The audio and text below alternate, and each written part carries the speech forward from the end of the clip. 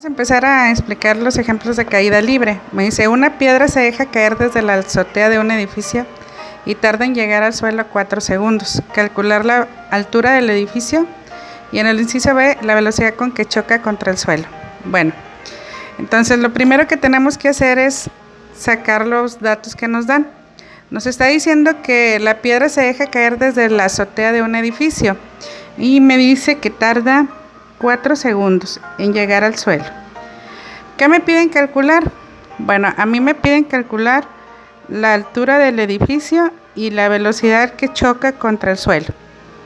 Bueno, vamos a sacar el único dato que nos dan. El único dato que me dan a mí es lo que es el tiempo. Entonces aquí yo le pongo datos. Y me están diciendo que el tiempo es de 4 segundos. ¿Qué me piden calcular? A mí me piden calcular la altura. Y me piden calcular la velocidad con que choca contra el suelo. Esos son los datos que yo tengo. Bueno, yo tengo en mi formulario, aquí está. Fíjense bien, lo dividí cuando el objeto va hacia abajo y cuando el objeto va hacia arriba. Entonces a mí me piden calcular la altura. ¿Por qué no utilizo esta fórmula?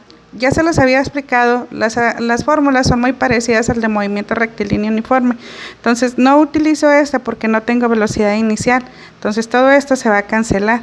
Por lo tanto nada más me quedaría este término, que es el que yo voy a utilizar.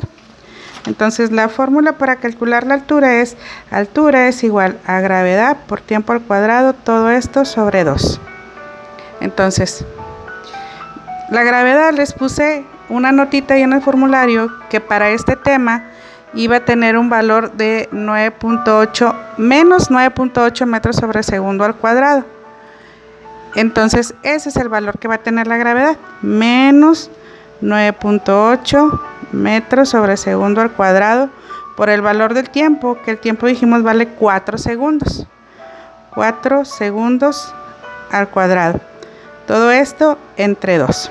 Entonces, lo vamos a hacer directo porque ya les he explicado cómo hacerlo en la calculadora. Lo volvemos a hacer aquí. Entonces, tenemos que pongo paréntesis doble y pongo menos 9.8, cierro paréntesis, abro, es por el tiempo que son 4 segundos, pero acuérdense que es al cuadrado, cierro y vuelvo a cerrar. Y le doy igual entre 2. Entonces el resultado es de menos 78.4, entonces la altura va a tener un valor menos 78.4, se va a segundo cuadrado con segundo cuadrado y me queda lo que es metros. Acuérdense que cuando va a ir hacia abajo casi siempre nos va a salir negativo, la altura, la velocidad nos va a salir negativo. ¿Por qué? Por la gravedad. Este signito nos cambia el signo a todos. Entonces acuérdense, cuando el objeto va hacia abajo va a ser negativo la altura y va a ser negativa la velocidad.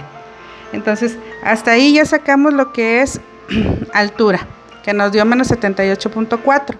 Entonces ahora nos pide calcular la velocidad.